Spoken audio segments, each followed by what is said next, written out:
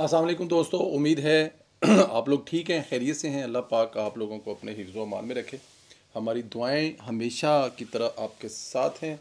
अल्लाह पाक आपको खुश रखे, अपने हिफ्ज़ व अमान में रखे। इससे पहले कि हम लोग ज़रा वीलॉग की तरफ चलें, आप लोगों से जो गुजारिश है हमेशा की तरह, वो चैनल को ज़रूर सब्सक्राइब करें और बेल आइकन को भी प्रेस करें।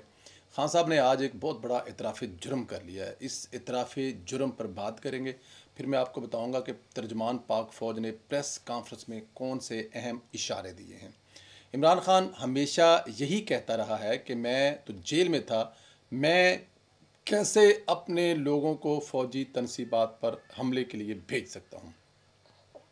लेकिन आखिरकार ज़ाहिर है, आपको पता खान साहब को ज़रा बोलने की आदत है, तो उनके मुंह से थोड़ा बहुत जो सच है वो आज निकल ही गया है। इमरान खान के मुंह से सच इसलिए निकला है क्योंकि मसूफ़ के ख़िलाफ़ अदारों ने नाकाबिल तरदीद सबूत पेश कर दिए।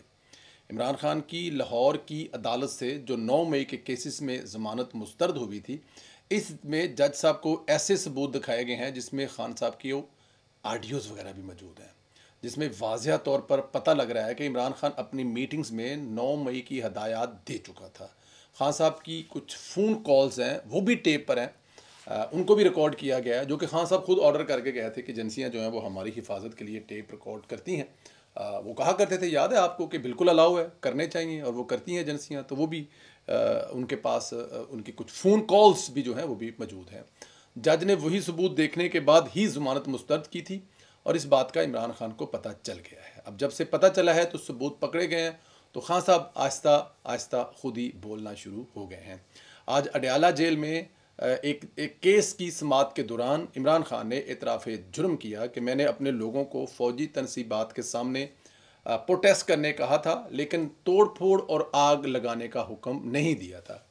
मतलब ये बात जो पूरी दुनिया कह रही है कि ये खान साहब के हुक्म पे हुआ है, तो खान साहब तकरीबन अपनी तरफ से आधा एक सच मान गए हैं और आधा सा सच अभी मानना बाकी है। उन्होंने फरमाया, जी बिल्कुल ठीक है, मैंने अपने लोगों को हदायत दी थी कि फ़ौजी तनसीबात के सामने मेरी गिरफ्तारी के बाद आप लोग प्रोटेस्ट कीजिएगा, लेकिन जो उन्होंने तोड़ फोड़ की है, आग लगाई है, वो मैंने नहीं कहा था। यहाँ पर महात्मा फिर अपने कारकुनों को फंसा रहे हैं, खुद निकल गए। आप अंदाज़ा करें कि कैसा लीडर जो कह रहा है कि मैंने सिर्फ प्रोटेस्ट करने के लिए कहा था, आग कारकुनों ने खुद लगाई है। तो फिर यहाँ पर भी नईमुल हक वाला हाल कर दिया उन्होंने। जो वो नईमुल हक का उनका हाल किया, वही उन्होंने वर्करों का कर दिया है। कहता है मैंने तो सिर्फ प्रोटेस्ट का कहा था। वर्करों ने सारा गंद खुद ही डाला है। 9 मई को क्या है, उन्हें पकड़ो और मुझे छोड़ दो। अब आप ऐसे खुद गर्ज शख्स को लीडर कहते हैं, तो खैर यूथियों को ना शर्म आती है ना गैरत आती है, क्योंकि ये दोनों चीज़ों से यूथियों का कोई तल्लक नहीं है। कभी वो कह रहा है कि मेरा कोई कसूर नहीं है, मैंने सिर्फ प्रोटेस्ट करने के लिए कहा था, आग लगाना उन्होंने खुद फैसला किया है, जलाना उनका खुद फैसला है, और इसके अलावा उसके बाद जो भी तबाहकारी हुई है ये उनका अपना फैसला है, मैंने सिर्फ वहाँ पर प्रोटेस्ट करने के लिए कहा था। खैर, इमरान खान के ख़िलाफ़ परवेज़ खटक ने सरप्राइज़ दिया है और अपना बयान बतौर गवाह रिकॉर्ड कराने की दरख्वास्त दी है। इस बयान में परवेज़ खटक ने वाज़िया तौर पर कहा है कि 190 मिलियन पाउंड केस में इमरान खान ने खुद बंद लफाफा काबीना में पेश किया और मंजूरी ली। परवेज़ खटक इस वक्त वज़ीर दफ़ा था। खटक ने बराह रास्त इमरान खान को फंसा दिया। अब इमरान खान का इस केस से बचना काफ़ी हद तक मुश्किल लग रहा है। अब जाहिर है, एक ऐसा केस जो बड़ा एक ओपन एंड शट केस है, उस वक्त के इमरान खान के सारे वज़रा बता चुके हैं कि वो जो ये वाला जब मसला केस में आया था तो ये बंद लिफाफे में था, खोल के नहीं दिखाया गया था कि कौन सी ऐसी करारदाद है, कौन सा ऐसा मुसवदा है, कौन सी ऐसी तोप है जो हम मंजूर करने जा रहे हैं, जो बंदूक हमारे कंधों पर रख के चलाई जा रही है, पता नहीं है उससे गोली किसको लगनी है, किसने मरना है, वो हमें नहीं पता था। अब वो सारे ऐसा ऐसा बता रहे हैं कि 190 मिलियन पाउंड की फ्रॉड हुआ कैसे था, कि इंग्लैंड देगा, सुप्रीम कोर्ट में अकाउंट में लेंगे और सुप्रीम कोर्ट से कहेंगे देखें जी जो आपका मलिक रियाज ने देना था जुर्माना, वो मलिक साहब ने इंग्लैंड से पेड करा दिया। हम यहाँ नहीं कहते कि लंदन में किसी को पैसे देने हो तो मैं यहाँ से फ़ोन करूँ अपने किसी दोस्त को कहूँगा यार उसे मैं पैसे देने दे रहा, उसे पैसे दे दो, तो वो उतों ही फड़ा देंगे, है जी किसी अकाउंट 'ਚ फड़ा देंगे, तो मैं कहांगा मेरा तो ना की तल्लक है, भजन मेरे कहन थी पैसे पाए ने। खैर, अब उसमें भी मलिक साहब और इमरान खान साहब जो हैं वो ज़ाहिर है आपको पता ही है, लेकिन मलिक साहब सियाने इंसान है, बिजनेसमैन है, कान है, वो वहाँ से बड़े आराम से, प्यार से, मोहब्बत से निकल जाएंगे और दरमियान में क्या आएगा बाबा जी का समझ गया हुआ है। अच्छा जी, DGISPR जनरल अहमद शरीफ चौधरी साहब की प्रेस कॉन्फ्रेंस, इनकी प्रेस कॉन्फ्रेंस वक्त की मेरे ख्याल में बड़ी अहम ज़रूरत थी, क्योंकि जब से ऑपरेशन अज़्म इस्तेहकाम शुरू हुआ है, फ़ौज के ख़िलाफ़ एक मुनज़्ज़म प्रोपोगंडा शुरू किया हुआ है। DGISPR लेफ्टिनेंट जनरल अहमद शरीफ ने कहा कि सियासी माफिया चाहता है कि अज़्म इस्तेहकाम को मुतनाज़ा बनाया जाए। DGISPR लेफ्टिनेंट जनरल अहमद शरीफ ने प्रेस कॉन्फ्रेंस करते हुए कहा, हालिया कुछ अरसे में मुसल्लह अफवाज के ख़िलाफ़ मुनज़्ज़म प्रोपोगंडा और झूठी ख़बरों में इजाफा है, इसलिए इन मामलात पर बातचीत बहुत ज़रूरी है। बढ़ते झूठ और प्रोपेगेंडे के पेश नज़र तवातर से प्रेस कॉन्फ्रेंस करेंगे, यानी कि रूटीन में प्रेस कॉन्फ्रेंस किया करेंगे और एतमाद में लेंगे कि इस वक्त हो क्या रहा है। उन्होंने कहा कि अज़्म इस्तेहकाम 22 जून को नेशनल एपिक्स कमेटी की इजलास हुआ। इजलास में मुतल्लिका वज़राए आला, चीफ सेक्रेटरीज मौजूद थे, तमाम सर्विसेज भी मौजूद थी। एपिक्स कमेटी अजलास का एक और अलामिया भी जारी हुआ, जिसमें कहा गया कि हमें एक कौमी इत्फाक़ राय से इंसदाद दहशतगर्दी की पॉलिसी बनानी है। उन्होंने कहा कि इंतहाई संजीदा इशू को सियासत की भेंट चढ़ाया जा रहा है।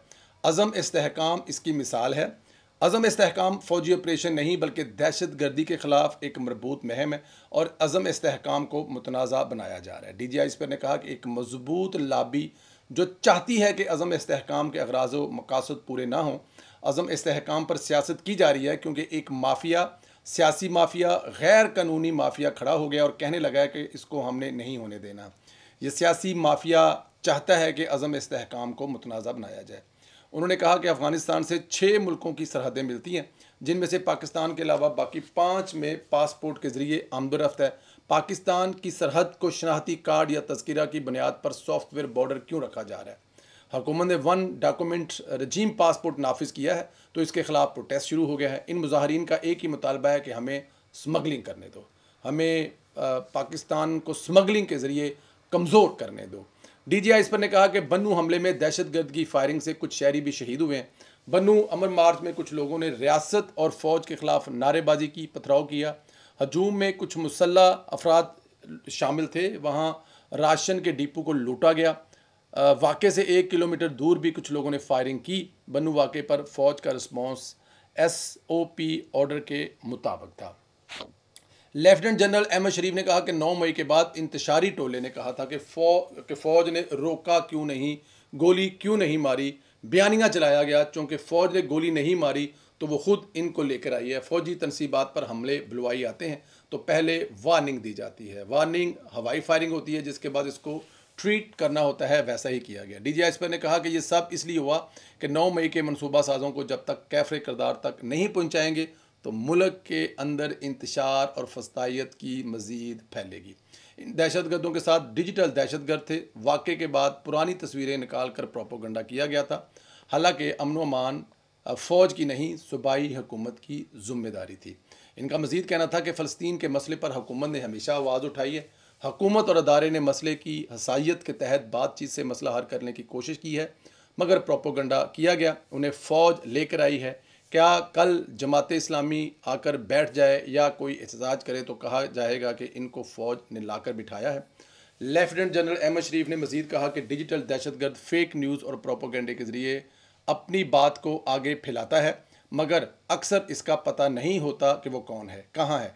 डिजिटल दहशतगर्दों और आम दहशतगर्दों में एक बात मुश्तरक है, दोनों किस्म के दहशतगर्दों का निशाना फ़ौज है। फेक न्यूज़ और प्रोपोगंडा करने वालों के ख़िलाफ़ कानून के तहत आगे बढ़ने के बजाय इनको मज़ीद आज़ादी ज़हारे के राय पर मज़ीद जगह दी जाती है। ये बात तो ठीक है यार, ये लामा तो ठीक है कि बहुत सारी चीज़ें ऐसी हैं।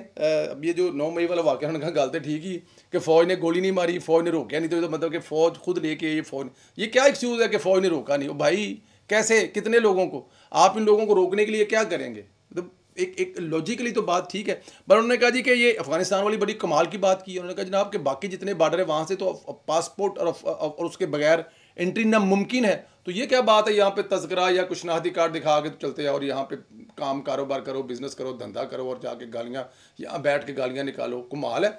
मतलब सूबा पाकिस्तान का, KPK सूबा पाकिस्तान का है, झंडा वहाँ पर अफ़गानिस्तान का लहराया जा रहा है। क्यों भाई, किस लिए लहराया जा रहा है?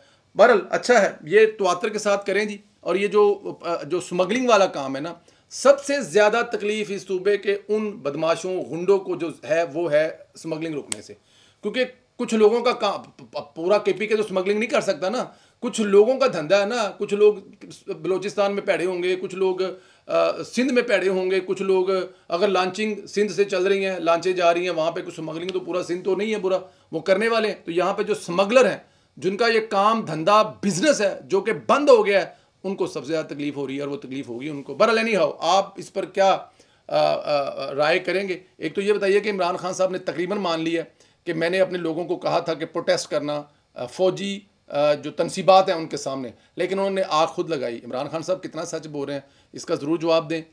चैनल को सब्सक्राइब करें, बेल आइकन को प्रेस करें, ज़्यादा से ज़्यादा व्हाट्सअप ग्रुपों में जो प्रोग्राम है, जो वीलॉग है, उसको शेयर करें। अपना बहुत ख्याल रखें। आप लोगों से इंशाअल्लाह ताला अगले वीलॉग में मुलाकात होगी। खुदा हाफिज़।